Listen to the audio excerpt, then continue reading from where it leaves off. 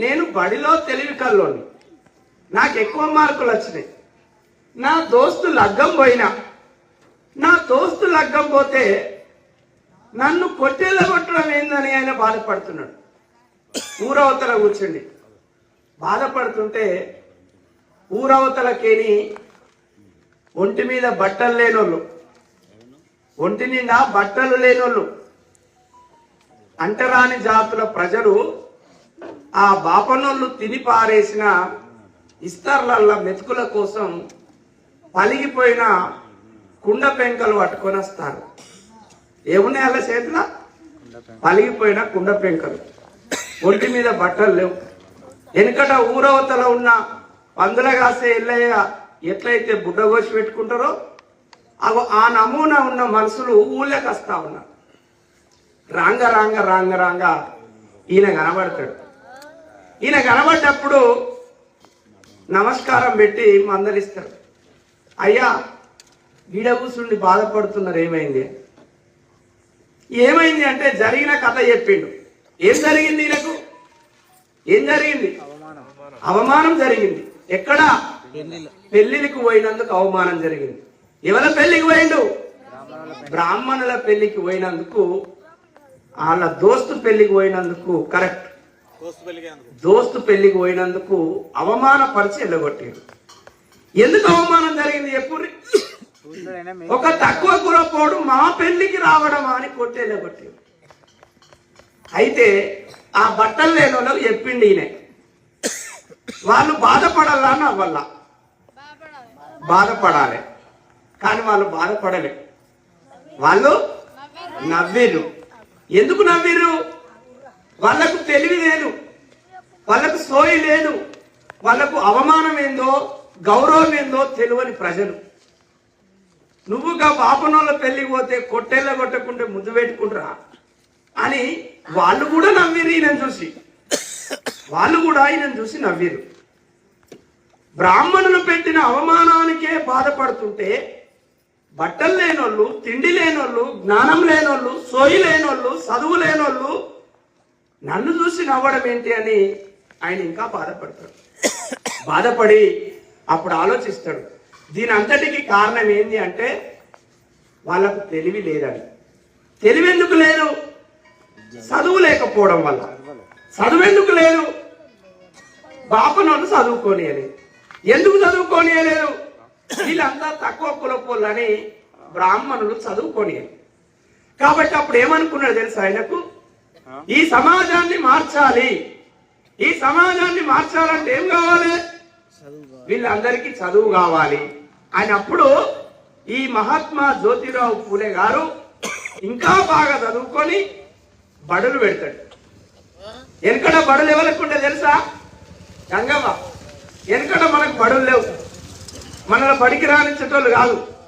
ఇగో ఈ దేవుడు, ఈ మహానుభావుడు మన కోసం బడి పెట్టిండు, మన కోసం బడి పెట్టిండు. బడి పెట్టి ఈ చదువుకు దూరమైన జాతులన్నింటికి కూడా చదువు చెప్పిండు. తెలుగోళ్ళు, కుమ్మరోళ్ళు, కమ్మరోళ్ళు, చాకలోళ్ళు, మంగళోళ్ళు, గొల్లోళ్ళు, గౌండ్లోళ్ళు, కాపోళ్ళు, మాలోళ్ళు, మాదిగోళ్ళు, ఇలా ఈ ప్రజలు ఎవ్వరికి కూడా చదువు లేదు. వెనకట రాజేందర్ అన్న చెప్పినట్టు బాపనోళ్ళు మాత్రమే చదువుకునేట్టు, తక్కిన వాళ్ళు ఎవరికి కూడా చదువు లేదు. అయితే ఈయన చదువు బడి చెప్పిండు. మరి బడి పెడితే ఒక మొగళ్ళు చదువుకుంటేనే సమాజం మారుతుందా? ఊరు మారుతుందా? కాదు. మరి సమాజంలో సగం మంది ఉన్నారు. ఎవరు? ఆడవాళ్ళు. ఆడవాళ్ళు ఆనాడు ఇంట్లోకి బయటకు వచ్చులే కాదు, పట్ట పగలు తండ్రి ముఖం భర్త ముఖం కూడా చూసే పరిస్థితి లేదు మహిళలు అంటే. అంత చులకనగా చూడబడుతున్నారు మహిళలు. మరి అలాంటి మహిళలకు కూడా చదువు నేర్పాలి ఎట్లా అని గమనించి మహాత్మా జ్యోతిరావు పూలే గారు సావిత్రిబాయి పూలే గారిని పెళ్లి చేసుకున్నాడు. ఎన్నవ సంవత్సరంలో? 13వ సంవత్సరంలోనే పెళ్లి జరిగింది. ఆ సావిత్రిబాయి పూలే పెళ్లి చేసుకొని ఆమెకు చదువు నేర్పిండు. చదువు నేర్పి ఆమె ద్వారా మహిళల కోసం పాఠశాల పెట్టించిండు మహాత్మా జ్యోతిరావు పూలే. ఆ సావిత్రిబాయి ఈ భారతదేశం మొత్తంలో 29 రాష్ట్రాలలో భారతదేశం మొత్తంలో చదువుకున్నటువంటి మొట్టమొదటి ఆడామె. అప్పటి వరకు ఆడోళ్ళకు చదువు లేదు. చదివే కాదు, మన ఆడోళ్లకు ఒంటి మీద కొంగేసుకునే హక్కు కూడా లేదు, అరుగుల మీద కూర్చుండే హక్కు లేదు, ఒంటి మీద గురియడంత బంగారం వేసుకునే హక్కు లేదు, ఇంటి ముందట పొయ్యి పెట్టి వండుక తినే హక్కు కూడా లేకుండా చేసిరు ఈ సమాజంలో ఉన్నటువంటి బ్రాహ్మణ వర్గాలు. అట్లాంటి మహిళకు చదువు చెప్పిండు మహాత్మా జ్యోతిరావు పూలే. బాపనోళ్ళు ఏం చేసిర్రు? ఆడలు చదువుకోవద్దన్నారు. బాపనోళ్ళు ఏమన్నారు? మహిళలు వంటింటి కుందేలుగా ఉండాలన్నారు, ఇంట్లో పని చేయాలన్నారు, బోళ్ళు బాసనలు దోమాలన్నారు, వంగి వాకిలు ఉడవాలన్నారు, వండి పెట్టాలన్నారు, బట్టలు విండాలన్నారు, స్వేచ్ఛ ఉండద్దు, ఎదురుగా నిలబడకూడదు, ఎదురుగా మాట్లాడకూడదు, అసలు ఎలాంటి హక్కులు కలిగి ఉండద్దు మహిళలకు. మహిళలు బానిసలాగా బాంచ పని చేసుకుంటేనే బతకాలని ఆ పెద్దోళ్ళు అంటే, లేదు లేదు నా తల్లులలా బతకడానికి వీల్లేదు అని మహాత్మా జ్యోతిరావు పూలే పెళ్లి చేసుకొని తన భార్యకు చదువు నేర్పి తన ద్వారా మనందరికీ బడులు పెట్టించిండు మహాత్మా జ్యోతిరావు పూలే. అట్లా మహిళలకు 1857వ సంవత్సరంలో 1848వ సంవత్సరంలో మహిళల కోసం పాఠశాల పెట్టినటువంటి గొప్ప మహిళా విద్యావంతురాలు సావిత్రిబాయి పూలే. ఇప్పటికి మన కింది కులాల ప్రజలల్లా ఆడోళ్ళు అంటే చిన్న సూపు. బడికి తోలుతారు, ఆడోళ్ళను తోలుతారు. ఎక్కడ తోలుతారు? ఊళ్ళో బడి ఉన్నంత వరకు తోలుతారు. కరీంనగర్కు తోలాలంటే ఏం ఆలోచిస్తారు?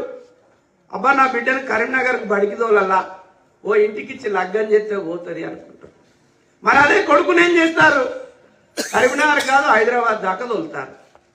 అంటే ఈ సమాజంలో ఆడవాళ్ళ మీద వివక్ష ఎందుకు వచ్చింది అంటే, వాళ్ళు చెప్పిండు ఆడవాళ్లకు స్వేచ్ఛ ఉండకూడదు, ఆడవాళ్లకు చదువు ఉండకూడదని బ్రాహ్మణీయ శాస్త్రాలు చెప్పినాయి. అందుకోసమే మన కింది కులాల ప్రజలకు చదువు లేదు, ఆ కింది కులాలలో ఉన్నటువంటి మహిళలకు ఇంకా చదువు లేకుండానే ఉన్నారు. అందుకే తల్లులారా, ఆ మహాతల్లి సావిత్రిబాయి మొట్టమొదటి టీచర్. ఇలా బడులలో ఏమంటారు? చదువుల తల్లి అంటే సరస్వతి అని మాట్లాడతారు. ఏ పుస్తకంలో నన్ను చూపిస్తారా సరస్వతి చదువుకున్నట్టు? ఉన్నదా? లేదు. మరి ఎవరు చదువుల తల్లి? నిజమైన